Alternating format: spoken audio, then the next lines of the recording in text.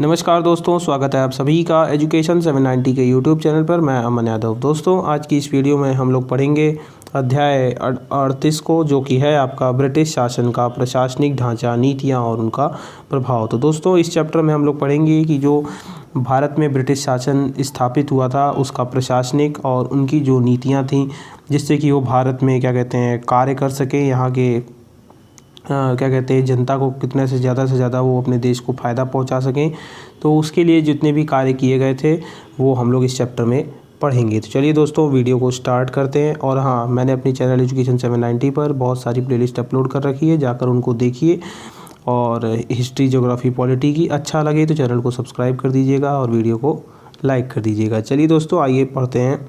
तो देखिए, सबसे पहला जो हम लोग इसमें पढ़ेंगे वो पढ़ेंगे प्रशासनिक ढांचे को। ठीक है, आइए स्टार्ट करते हैं। तो जिन इलाकों पर अंग्रेज़ों का सीधा शासन स्थापित हुआ उन्हें 3 प्रेसिडेंसियों या कह सकते हैं प्रांतों में बांटा गया, जिसमें 3 प्रांतों में बांटा गया। नाम है उनके बंगाल, मद्रास और बम्बई। तो ये 3 प्रांत थे जिसमें बांटा गया था।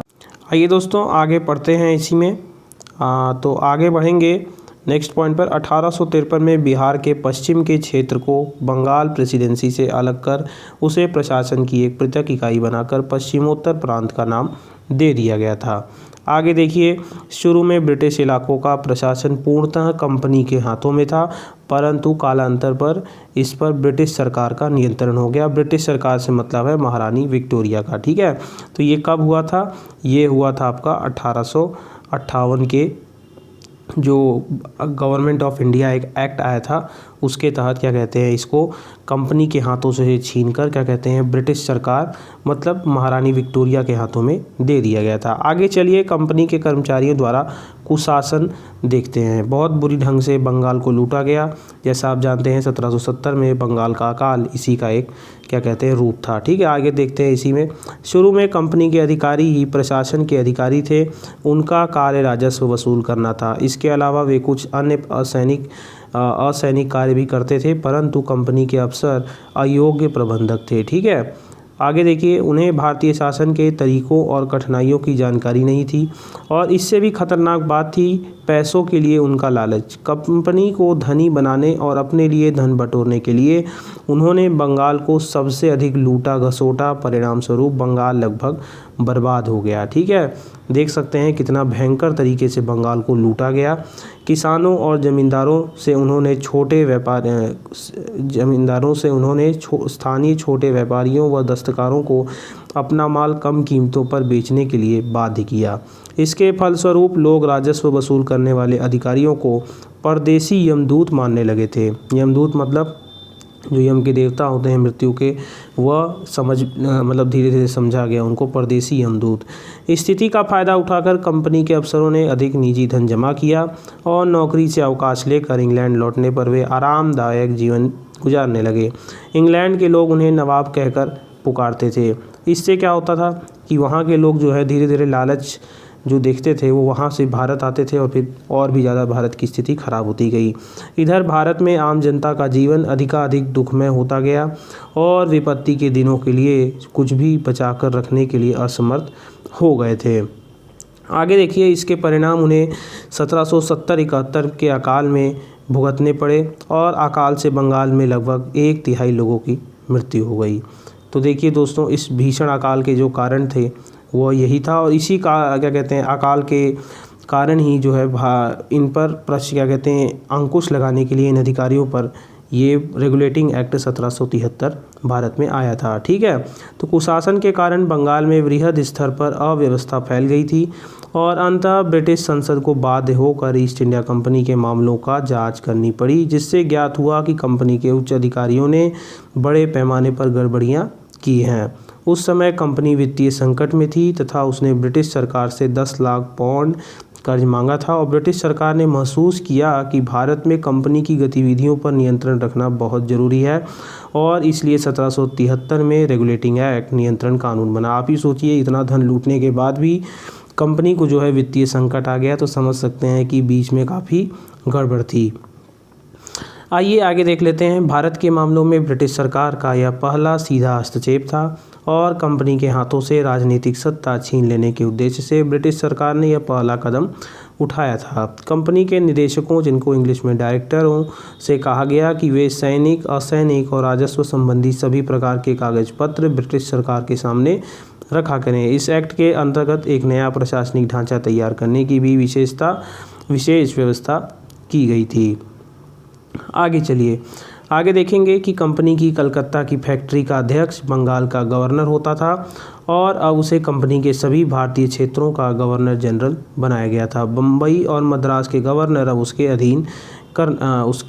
अधीन काम करने लगे थे। इसका मतलब जो है, बंगाल का जो क्या कहते हैं गवर्नर होता था वो सबसे बड़ा होता था और उसके अंडर में जो है वो आपके बम्बई के और क्या कहते हैं मद्रास उसके अंडर में आते थे। आगे चलिए, गवर्नर जनरल की मदद के लिए 4 सदस्य की एक परिषद भी बनी और न्याय व्यवस्था के लिए एक एक्ट के अंतर्गत कलकत्ता में एक सर्वोच्च न्यायालय स्थापित करने की व्यवस्था भी हुई थी। याद रखिएगा, ये इम्पोर्टेंट भी है।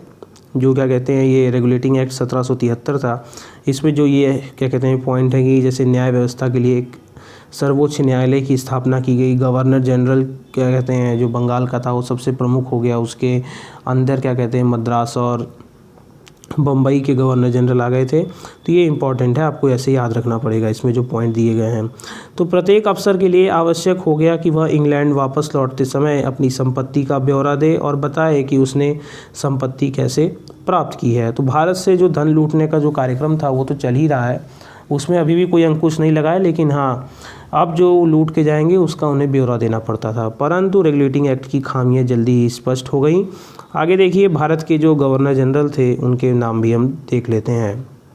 तो देखिए, पहले governor general Lord William Bentinck 1833 से 1835 तक, फिर सर चार्ल्स मेटकाफ जो है 1835 से 36 तक, फिर ऑकलैंड 1836 से 1842 तक, लॉर्ड एलनबरो 1842 से 1844 तक, विलियम विल्बरफोर्स बर्ड 1844 से 1844 तक थोड़े समय के लिए रहे, सर हेनरी हार्डिंग 1844 से 48 तक, लॉर्ड डलहौजी 1848 से 56 तक और लॉर्ड कैनिंग 1856 से 58 तक।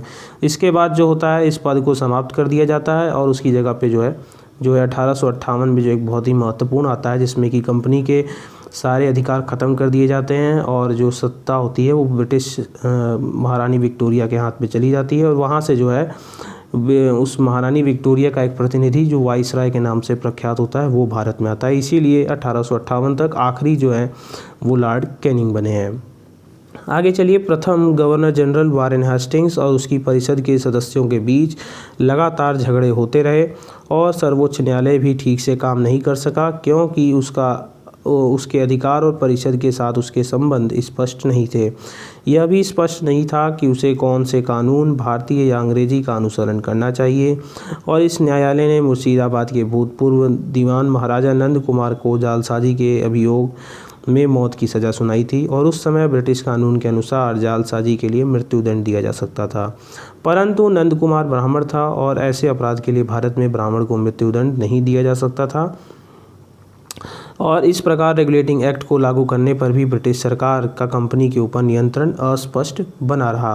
अब खामियाजा था तो उसको बदलाव करके एक नया एक्ट लाया गया, जिसको हमने पिट्स का इंडिया एक्ट था 1781 में। तो यह कानून 1784 में बना और उस समय विलियम पिट ब्रिटेन का प्रधानमंत्री था। ठीक है, इस कानून के अंतर्गत ब्रिटेन में एक नियंत्रण परिषद, बोर्ड ऑफ कंट्रोल की स्थापना हुई और इस नियंत्रण परिषद के जरिए ब्रिटिश सरकार भारत में कंपनी के सैनिक, असैनिक और राजस्व संबंधी मामलों पर पूर्ण नियंत्रण रख सकती थी, परंतु व्यापार पर कंपनी का अधिकार ज्यों का त्यों ही कायम रहा। ठीक है, कंपनी अपने अधिकारियों की नियुक्ति और बर्खास्तगी अपनी इच्छा अनुसार कर सकती थी। आगे चलिए, इस प्रकार ब्रिटिश भारत पर दोहरी शासन व्यवस्था स्थापित हो गई, जिसमें एक तरफ ब्रिटिश सरकार और दूसरी तरफ कंपनी का शासन जो है स्थापित हुआ। आगे देखेंगे एक नेक्स्ट पॉइंट पे कि गवर्नर जनरल के हाथ काफ़ी मजबूत कर दिए गए और उसे महत्वपूर्ण मामलों में अपनी परिषद के सदस्यों की सलाह नहीं मानने का भी अधिकार दे दिया गया था। आगे चलिए, आगे देखेंगे, आगे पढ़ेंगे। मद्रास और बम्बई की प्रेसिडेंसियों को उसके अधीन कर दिया गया और उसे भारत स्थित सभी ब्रिटिश फौजों का मुख्य सेनापति भी बना दिया गया। इसका मतलब गवर्नर जनरल की जो शक्तियाँ थीं उनको काफ़ी हद तक बढ़ा दिया गया था। 1784 के एक्ट में प्रस्तुत किए गए सिद्धांत भारत में ब्रिटिश प्रशासन के आधार बने और उस समय से गवर्नर जनरल भारत का वास्तविक शासक बन गया और उसके ऊपर जो है ब्रिटिश संसद का ही नियंत्रण रहता था। गवर्नर जनरल सेना, पुलिस, सरकारी नौकरों और न्यायपालिका के जरिए शासन चलाता था और इन एजेंसियों के काम थे भारत में अंग्रेजी राज की रक्षा व विस्तार करना, आंतरिक कानून व व्यवस्था बनाए रखना और राजस्व वसूल करना, आम प्रशासन संभालना। आगे देखिए, थोड़ा सा नीचे पकड़ देता हूँ। आगे देखिए, आम प्रशासन संभालना और न्याय की व्यवस्था करना। याद रखिएगा, ये जितने भी नियम थे ये भारत की जनता के लिए नहीं थे, बस ये क्या कहते हैं, अंग्रेज़ों को क्या कहते हैं, कब्जे में करने के लिए थे कि वो ज़्यादा बाहर ना निकल सकें और जो सही से प्रशासन है उसको करते रहें और भारत का जो धन निष्कासन है वो करते रहें। ठीक है, इन अंग्रेज़ अधिकारियों पर लगाम लगाने के लिए था। ठीक है, तो आगे चलिए। कंपनी की फ़ौज में भारतीय सिपाहियों की संख्या बहुत अधिक थी और ब्रिटिश राज्य के विस्तार के साथ साथ फ़ौज का भी एक विस्तार होता गया। तो फ़ौज में लोग भर्ती होते थे, हमारे देश के भी लोग, क्योंकि उस समय जो है राष्ट्रीयता की बहुत कमी थी। जिस समय विजय पूर्ण हो गई उस समय सिपाहियों की संख्या लगभग 2 लाख पर पहुंच गई थी। कंपनी ने जो फ़ौज खड़ी की थी वह अनुशासित और वफादार थी। सिपाहियों को नियमित वेतन दिया जाता था और उन्हें आधुनिक हथियारों के इस्तेमाल करने की शिक्षा भी दी गई थी। भारतीय शासकों द्वारा रखे गए सैनिकों को सामान्यतः ये सुविधाएं उपलब्ध नहीं थे। कंपनी की फ़ौज के अलावा भारत में अंग्रेज़ों के भी सैन्य दल थे। कंपनी के भारत सैन्य दलों ने आगे चलिए। आगे देखेंगे कि कंपनी के भारतीय सैन्य दलों ने अपनी कार्यक्षमता के बारे में भले ही ख्याति अर्जित की हो, लेकिन वे एक उपनिवेशवादी शक्ति के केवल भाड़े के सिपाहियों के अलावा और कुछ नहीं थे। उनमें एक राष्ट्रीय सेना के सिपाहियों की तरह स्वाभिमान की भावना नहीं थी और तरक्की करने के ज़्यादा रास्ते भी उनके लिए खुले नहीं थे। ये बातें कभी कभी उन्हें विद्रोह करने के लिए उकसाती थी और ऐसा ही एक बड़ा विद्रोह 1857 में होता है। ठीक है, तो देख सकते हैं कि कहानी कितनी लंबी होती है, लेकिन उसका जो मुख्य आधार होता है वो काफ़ी समय बाद, जैसे कि 1857 में हमें देखने को मिलता है। पिट के इंडिया एक्ट की एक धारा में कहा गया था कि अंग्रेज़ अब नए इलाके नहीं जीतेंगे, परंतु इस धारा का किंचित ही पालन हुआ। ठीक है, ब्रिटेन के आर्थिक हितों के लिए नए इलाकों को जीतना आवश्यक हो गया। इंग्लैंड के कारखानों में बनने वाले पक्के माल के लिए नए बाजार की ज़रूरत थी और कारखानों के लिए कच्चे माल के नए स्रोत खोजने भी आवश्यक थे और इन आवश्यकताओं के लिए जीते हुए इलाकों में कानून व्यवस्था भी अतिशीघ्र स्थापित करना जरूरी था। आगे चलिए, आगे देखेंगे, नेक्स्ट पॉइंट पढ़ेंगे। चलिए दोस्तों, नेक्स्ट पॉइंट देख लेते हैं। कानून और व्यवस्था स्थापित करने के लिए एक नियमित पुलिस दल का गठन शुरू हुआ और कॉर्नवालिस के कार्यकाल में इसे सुगठित रूप दे दिया गया। 1791 में कलकत्ता के पुलिस सुप्रिंटेंडेंट नियुक्त हुआ और शीघ्र ही अन्य नगरों के लिए कोतवाल नियुक्त भी किए गए। जिलों को थानों में विभाजित किया गया और थाने की जिम्मेदारी दरोगा को सौंपी गई। परंपरागत ग्राम रक्षक को चौकीदार कहा गया और इसके बाद जिला पुलिस सुप्रिंटेंडेंट का पद भी बना दिया गया। हालांकि पुलिस ने कानून व्यवस्था स्थापित करने में महत्वपूर्ण योगदान दिया और इसके बावजूद पुलिस कभी लोकप्रिय नहीं हो सकी। ठीक है, आगे चलिए, नेक्स्ट पॉइंट की तरफ बढ़ेंगे।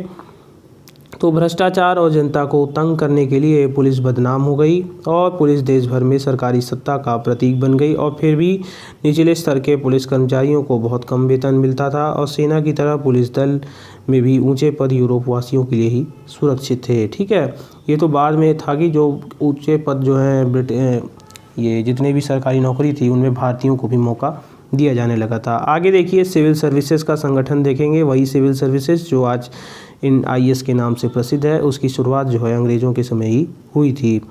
ब्रिटिश शासन के लिए मजबूत चौखट की भूमिका सिविल सर्विसेज ने अदा की। भारत में सिविल सर्विसेज की स्थापना का वास्तविक श्रेय जो है लॉर्ड कॉर्नवालिस को दिया जाता है। उसने प्रशासन की वाणिज्य एवं राजस्व शाखाओं को अलग किया और प्रशासन के कर्मचारियों का उपहार स्वीकार करना बंद करवा दिया और उसके लिए अच्छे वेतनों की व्यवस्था करने लगा। बाद में सिविल सर्विसेज के सदस्य संसार में सबसे ऊंची तनख्वाह पाने वाले पदाधिकारी हो गए और लंबे समय तक कंपनी के डायरेक्टर ही सिविल सर्विसेज के सदस्यों को नियुक्त करते थे। नियुक्ति की यह व्यवस्था 1853 तक चली और उसके बाद जो है प्रतियोगिता परीक्षा की व्यवस्था शुरू हो गई थी। ठीक है, अब प्रतियोगी परीक्षा देकर 1853 के बाद की 1853 के बाद जो नियुक्ति होती थी वो प्रतियोगी परीक्षा देकर ही उसमें भर्ती की जाती थी, जैसे आज होती है। तो भारतीयों को सिविल सर्विसेज के सदस्य बनने की अनुमति नहीं थी। देख सकते हैं वास्तव में 1793 में यह नियम ही बना दिया गया था कि केवल 500 पाउंड या इससे अधिक वेतन पाने वाले पदों पर भारतीयों की नियुक्ति नहीं की जाएगी। ठीक है, न्याय व्यवस्था, इंजीनियरिंग और अन्य सेवाओं के लिए भारतीयों को इस प्रकार का प्रतिबंध लगाया गया था और केवल ईस्ट इंडिया कंपनी ही नहीं बल्कि ब्रिटिश समाज का समूचा उच्च वर्ग अपने भारतीय उपनिवेश से लाभान्वित होना चाहता था और वे नहीं चाहते थे कि भारतीय उनके प्रतिद्वंदी बन सकें।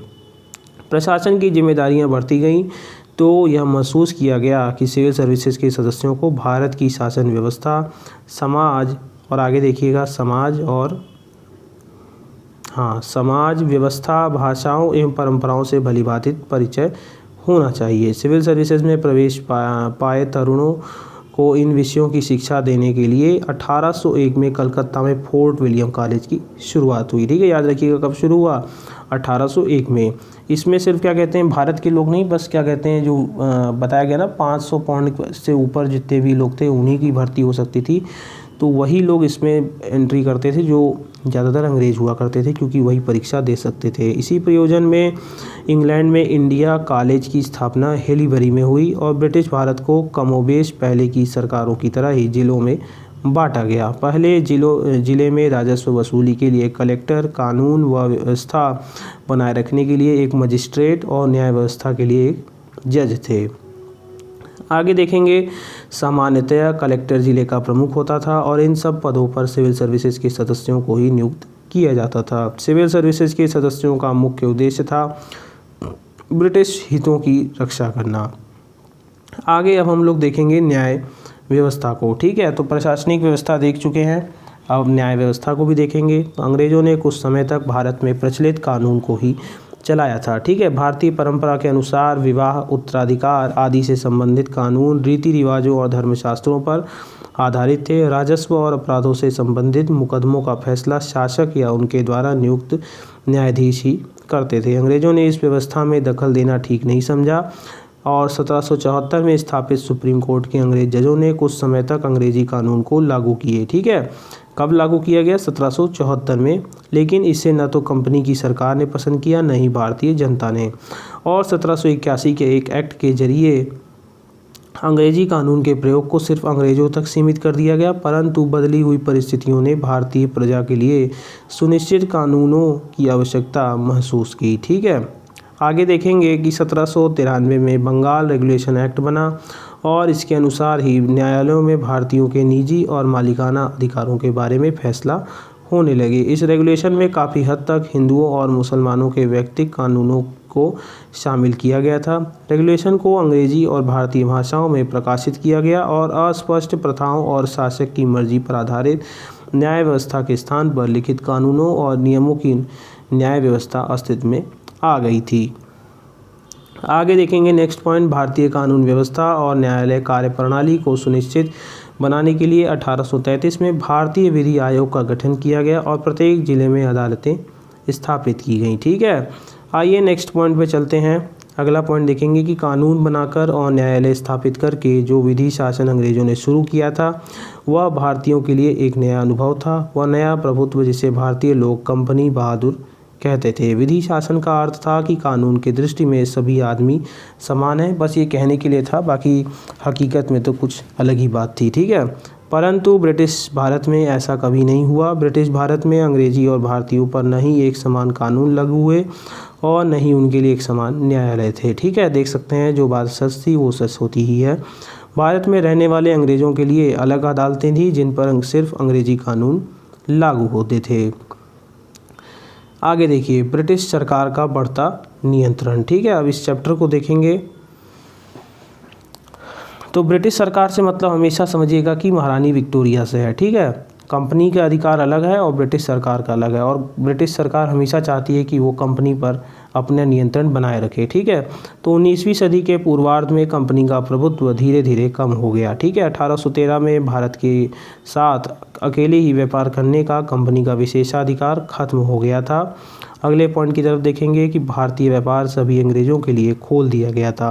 अभी तक क्या था कि सिर्फ जो ईस्ट इंडिया कंपनी थी बस उसी को क्या कहते हैं पूर्व के देशों से व्यापार करने को कहा गया था इंग्लैंड से। ठीक है, इंग्लैंड से जितने लोग होंगे वो बस ईस्ट इंडिया कंपनी उनमें व्यापार कर सकती है, लेकिन 1813 में ये ख़त्म कर दिया गया और सब के लिए जो है व्यापार खोल दिया गया। तो अब जो है ईस्ट इंडिया कंपनी का जो एकाधिकार था वो धीरे धीरे समाप्त शुरू कर दिया था। तो ये चार्टर एक्ट जितने भी आए थे इसमें जो है अंग्रेज़ों के अधिकारों को समाप्त, मतलब ईस्ट इंडिया कंपनी के अधिकारों को समाप्त किया जाने लगा।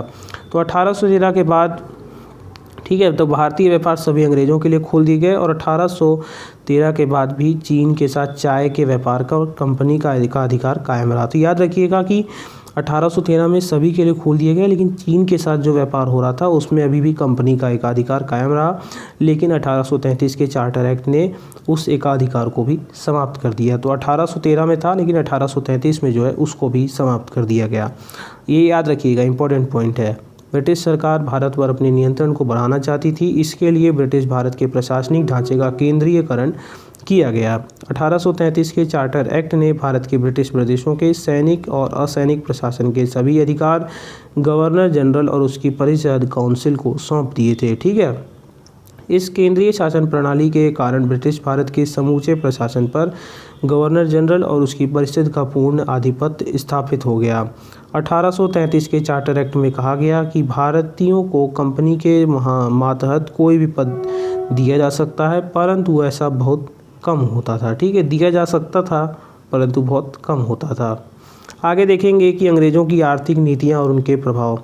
अब हम उनकी आर्थिक नीतियों को देखेंगे। देखिए, प्रशासनिक देख चुके हैं और प्रशासनिक, अब आर्थिक देखेंगे। ठीक है, चलिए आइए दोस्तों इसको स्टार्ट करते हैं। दोस्तों, अब हम लोग जो है आर्थिक नीतियों को पढ़ेंगे और अभी तक जो है हमने प्रशासनिक और न्याय व्यवस्था को देख लिया था। अब जो है इनकी आर्थिक नीतियों को देखा जाएगा। तो अंग्रेज़ों ने जिन आर्थिक नीतियों को अपनाया उनके कारण भू राजस्व प्रणाली, कृषि, व्यापार और उद्योग के क्षेत्र में अनेक परिवर्तन शुरू हो गए थे। ग्रामीण अर्थव्यवस्था पर इसका क्या प्रभाव पड़ता है उसको जानेंगे। तो भारत के गांव लगभग आत्मनिर्भर थे। वे खाने पीने की चीज़ें स्वयं पैदा करते थे तथा अपने औजार बर्तन भी खुद ही बनाते थे। गांव में उठने वाले झगड़ों का निपटारा पंचायतें और जाति पंचायतें करती थी और बाहर की थोड़ी ही चीज़ों की गाँव में, ठीक है, तो बाहर की थोड़ी ही चीज़ों की गाँव के लोगों को, आगे देखिए इस तरफ हम लोग अगले पॉइंट को पढ़ेंगे, जो है आवश्यकता पड़ती थी, जैसे नमक, बढ़िया कपड़ा, धातुओं के औजार और श्रीमतों के लिए सोना चांदी। ठीक है, आगे देखेंगे कि किसान परिवार खेती करते थे तथा अपनी उपज का एक हिस्सा राजस्व के रूप में शासक को देते थे। ज़मीन के मामले में उनके कुछ विशेष अधिकार थे और उन्हें ज़मीन से बेदखल नहीं किया जा सकता था। राज्य सामान्यतया गांव के प्रधान के द्वारा राजस्व की वसूली करता था और अंग्रेज़ों ने अपना शासन स्थापित किया और उन्होंने अपने अफसरों और भारतीय एजेंटों के नियंत्रण में पुरानी व्यवस्था को ही जारी रखा। आगे पढ़ेंगे, अफसर किसानों को कष्ट देने लगे और इससे कंपनी की बड़ी बदनामी हुई और फलतः उसे अपनी नीति बदलनी पड़ी। ठीक है, राजस्व अधिकारी, पुलिस और न्यायिक अधिकारियों जैसे बाहरी लोगों के बढ़ते हस्तक्षेप का दौर शुरू हो गया था। आइए आगे देख लेते हैं। ग्राम पंचायतों की सत्ता खत्म हो गई और राजस्व निश्चित रकम के रूप में वसूल किया जाने लगा, भले ही उत्पादन कुछ भी क्यों ना हो। तो इससे क्या होता है, किसानों की स्थिति बिगड़ती गई। राजस्व की वसूली मुद्रा के रूप में होने लगी और इसलिए किसान ऐसी फसलें उगाने के लिए मजबूर हुए जिन्हें बाज़ार में बेचा जा सके। गांव में कपड़े और अन्य उत्पादित चीज़ें पहुंचने लगीं तो स्थानीय दस्तकारों के धंधे भी चौपट हो गए और इन सब कारणों से गांव की आत्मनिर्भरता समाप्त हो गई। पहले आत्मनिर्भर थे, लेकिन धीरे धीरे अंग्रेजी नीतियों से वह भी जो है आत्मनिर्भर नहीं रह सके। ठीक है, आइए आगे देखेंगे अब हम लोग नई भूमि व्यवस्था। ठीक है, तो ब्रिटिश क्षेत्रों के विस्तार के साथ साथ वसूली की राशि भी बढ़ती गई और भू राजस्व कंपनी की आय का सबसे बड़ा स्रोत था। आगे देखेंगे इसी पॉइंट में। ठीक है, आइए दोस्तों आगे चलते हैं। तो सबसे बड़ा स्रोत था, तो इस आय का एक बड़ा हिस्सा कंपनी सरकार को भेंट करती थी और 1767 से कंपनी को प्रत्येक वर्ष 4 लाख पाउंड ब्रिटिश सरकार के खजाने में जमा करने पड़ते थे। कंपनी राजस्व का एक भाग भारत से इंग्लैंड व अन्य देशों को निर्यात करती थी और वारेन हास्टिंग्स के समय में कंपनी ने बंगाल और बिहार में राजस्व वसूली के अधिकार की नीलामी भी शुरू कर दी थी। वैसे व्यक्ति जो सबसे ऊंची बोली लगाता उसे एक निश्चित क्षेत्र से राजस्व वसूल करने के अधिकार भी दे दिए जाते थे। आगे देखेंगे स्थायी बंदोबस्त, जो आप 3 बंदोबस्त पढ़ेंगे, स्थायी बंदोबस्त, महलबाड़ी और रैयतवाड़ी। ये भी बहुत इंपॉर्टेंट है, इसको याद रखिएगा। ये अंग्रेज़ों की आर्थिक नीतियों में सबसे प्रमुख थे। ठीक है, तो पहला हम पढ़ेंगे स्थायी बंदोबस्त के बारे में। तो नीलामी की व्यवस्था से कंपनी की आय में सुस्थिरता नहीं आई और इसलिए कंपनी ने बंगाल और बिहार में भू राजस्व स्थायी रूप से निश्चित करने का निर्णय किया। 1793 में कॉर्नवालिस ने एक नई व्यवस्था लागू कर दी जिसे हम लोग स्थायी बंदोबस्त का नाम देते हैं। अब देखिए, जो ब्रिटिशकालीन भू राजस्व व्यवस्था थी वह कहाँ कहाँ पे स्थापित की गई थी वो देख सकते हैं। ठीक है, ये देख लीजिए। तो जैसे यहाँ दिया गया है कि स्थायी बंदोबस्त कहाँ कहाँ था, रैयतवाड़ी और महलवाड़ी। तो ये आप लोग देख सकते हैं मैप में। ठीक है, तो मैप आपको देखना है पर अभी नहीं, थोड़ा मैप से देख देख के पढ़ेंगे तो आपके लिए आसानी रहेगी। जैसे देख सकते हैं महलवाड़ी, जैसे देख सकते हैं पंजाब में महलवाड़ी, उत्तर प्रदेश में महलवाड़ी का प्रयोग किया गया था और आपका मध्य प्रदेश में किया गया था। ठीक है, स्थायी बंदोबस्त का जो प्रयोग किया गया था वो आपका बनारस में किया गया, बिहार में, पश्चिम बंगाल में, उड़ीसा में, उत्तरी कर्नाटक में, और रैयतवाड़ी जैसे आपका बम्बई में और आपका क्या कहते हैं मद्रास में इसका प्रयोग किया गया था। आइए स्थायी बंदोबस्त के आगे कुछ और जानकारी ले लेते हैं। तो इस व्यवस्था के अंतर्गत जमींदार जागीर का मालिक भी बन गया और उसे प्रत्येक वर्ष एक निश्चित काल अवधि में राजस्व की एक निश्चित राशि सरकार को देनी पड़ती थी। दोस्तों, ये जो पॉइंट हम पढ़ेंगे अभी, ये जो है ये अभी हमने पढ़ा ना ऊपर, स्थायी व्यवस्था, ये उससे रिलेटेड है। ठीक है, चलिए दोस्तों पढ़ते हैं नेक्स्ट पॉइंट को। चलिए दोस्तों आगे पढ़ते हैं। तो निश्चित राशि देनी पड़ती थी। जागीरदार जागीर के मालिक नहीं होते थे, न ही वे उसे बेच सकते थे।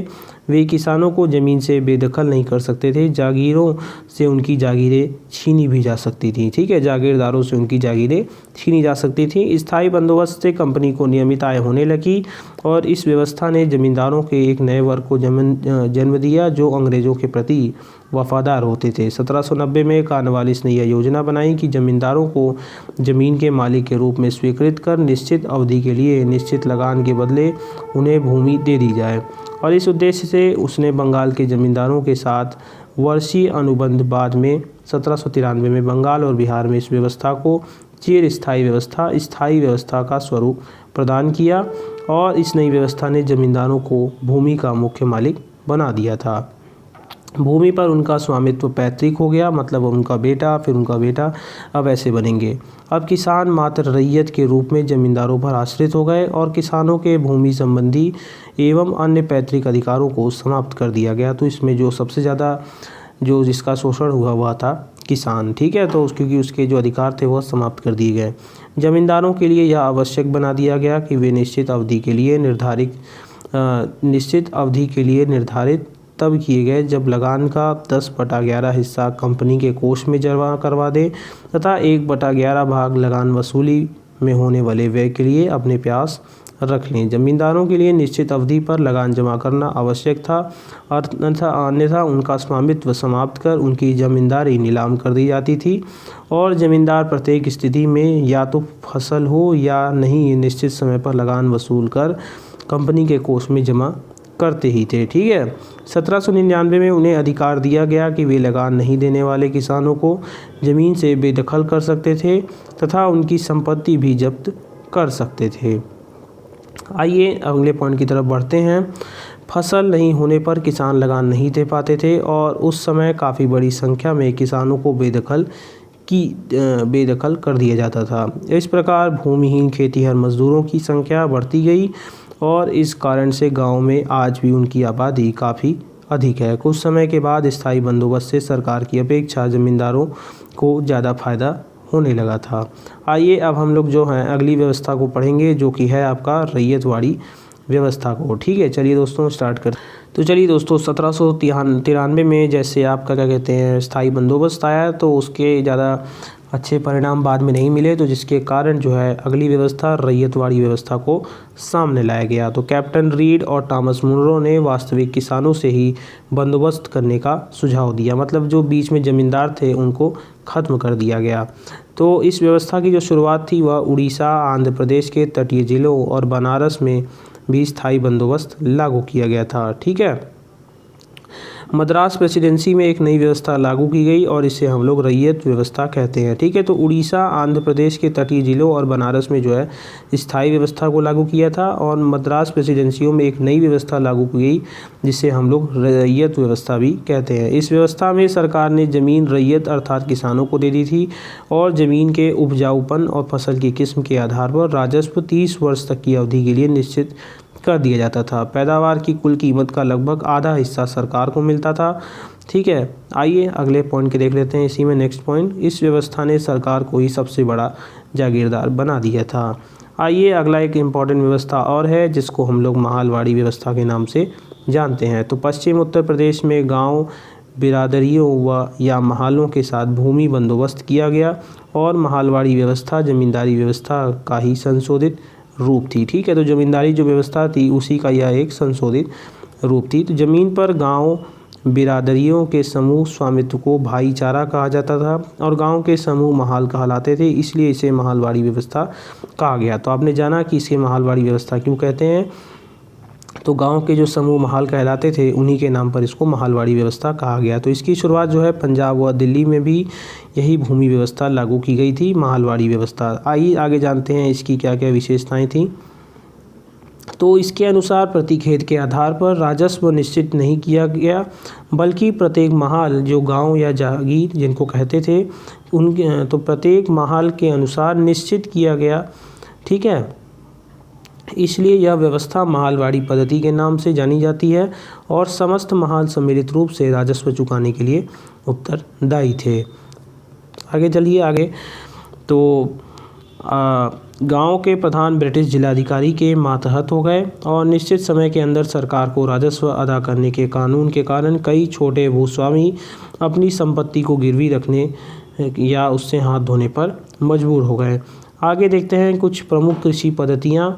ठीक है, तो यहाँ देख लेते हैं। यहाँ देखिए प्रथा दी गई है और यहाँ उनकी विशेषता दी गई है। तो देखिए इसमें सबसे पहला दिया है आपका तिनकठिया प्रथा। तो बिहार के चंपारण के किसानों को इस प्रथा के अंतर्गत अंग्रेज नील बगानों के अनुबंध स्वरूप अपनी भूमि के 3/20 भाग पर जो है नील की खेती करनी पड़ती थी। तो तिनकठिया पद्धति 3 जैसे आ रहा है तो इसी से पता लगा सकते हैं कि 3/20 भाग पर जो है वह जो आपको नील की खेती करनी पड़ती थी बिहार के चंपारण में। और इसी के लिए बाद में जो है 1917 में आपका चंपारण आंदोलन होता है गांधी जी के नेतृत्व में। आगे देखेंगे दुबला हाली प्रथा। सूरत में प्रचलित इस प्रथा के अनुसार दुबला हाली भूदास अपनी संपत्ति एवं स्वयं का संरक्षक अपने मालिकों को मानते थे। तो ये थी दुबला हाली प्रथा।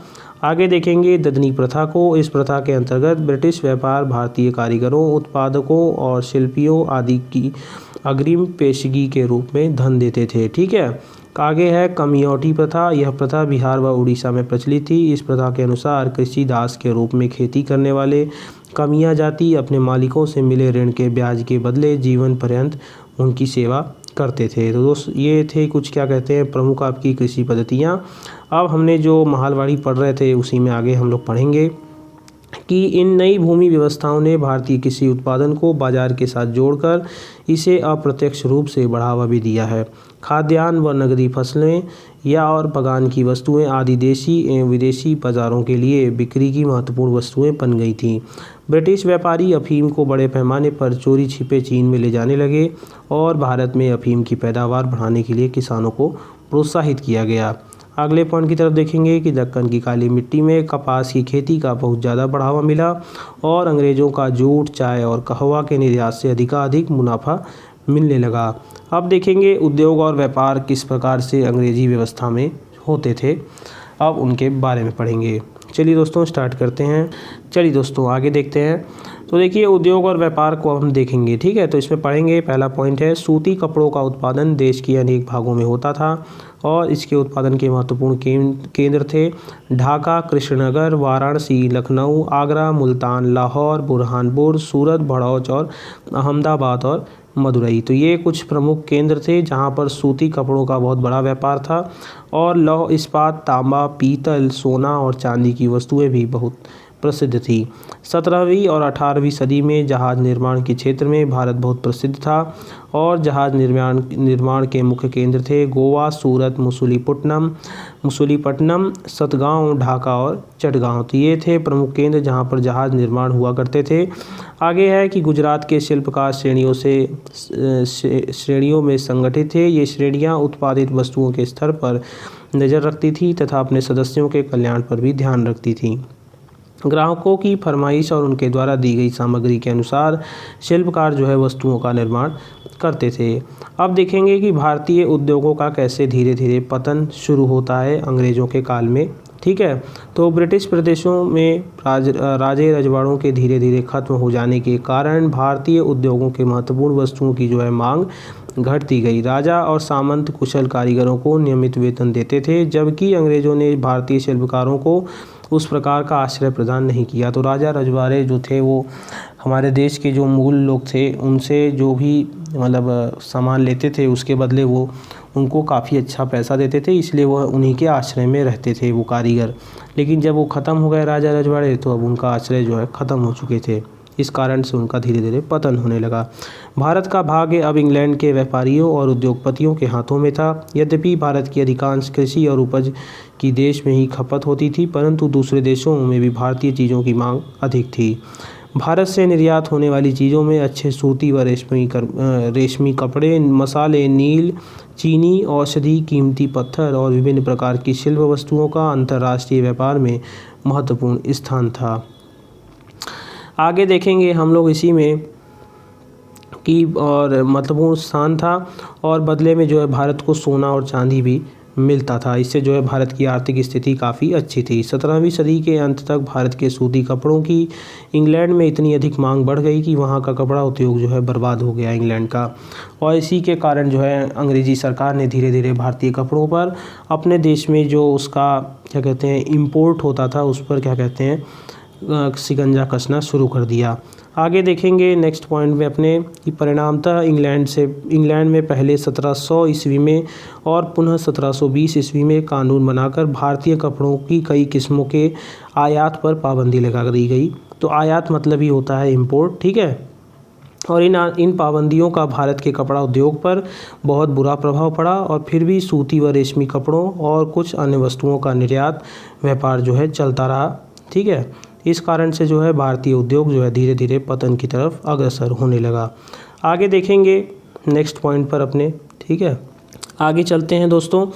तो इसी दौरान इंग्लैंड में कपड़ा उद्योग का विकास हो रहा था और इस उद्योग ने भारतीय कपड़ों की किस्मों का मुकाबला करने की जी तोड़ कोशिश की। उदाहरण के लिए लखनऊ में बनने वाली छींट को इंग्लैंड की महिलाएं बहुत पसंद करती थीं। 1754 तक रंगरेज दावा करने लगे कि वे भारतीय दस्तकारों से बेहतर छपाई कर सकते हैं। आगे देखेंगे कि औद्योगिक क्रांति और नई मशीनों ने इंग्लैंड के कपड़ा उद्योग की मदद की और इससे भारतीय कपड़ों के निर्यात की जो है स्थिति बिगड़ती गई, ठीक है। आगे देखेंगे कि ब्रिटिश व्यापारियों और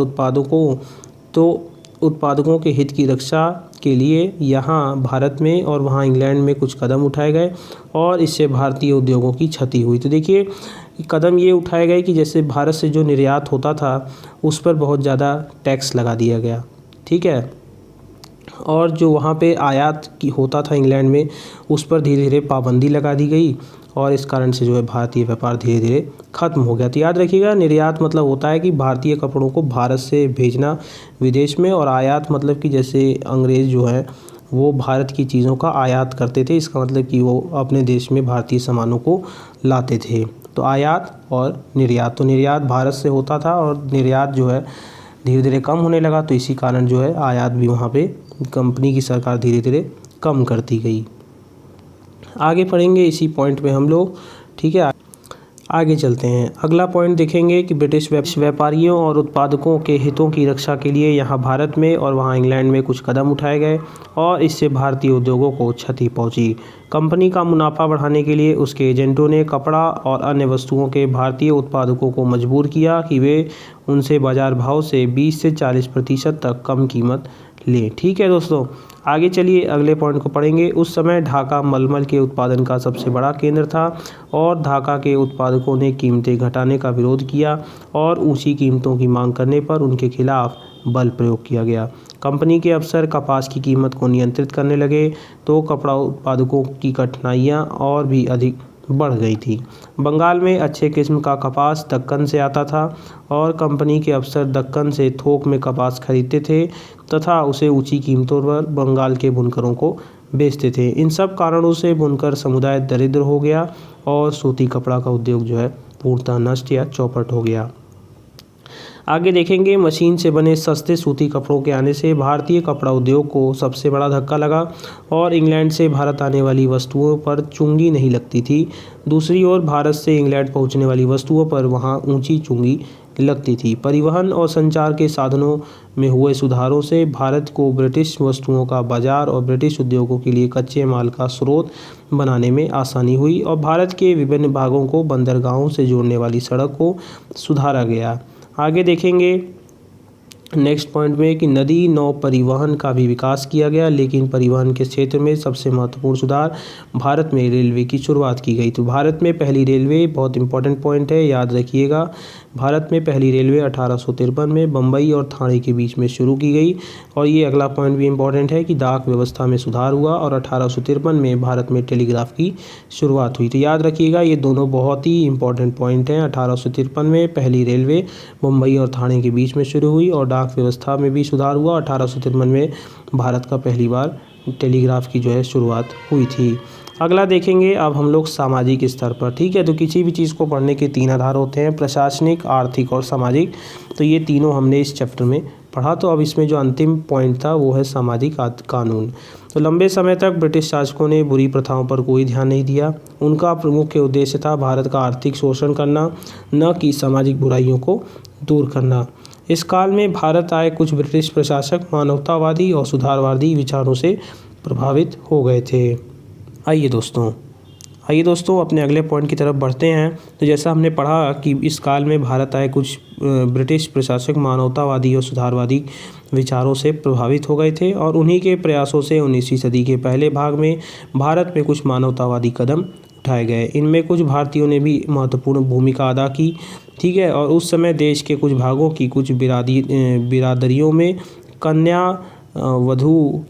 कन्यावध की प्रथा जो है प्रचलित थी। ठीक है, तो कन्यावध की प्रचलित थी। तो आप जानते होंगे कि इन सब सुधार कार्यक्रमों में जो है काफ़ी नाम हमें देखने को मिलता है, जैसे कि हम सभी ने सुना है राजा राम मोहन राय।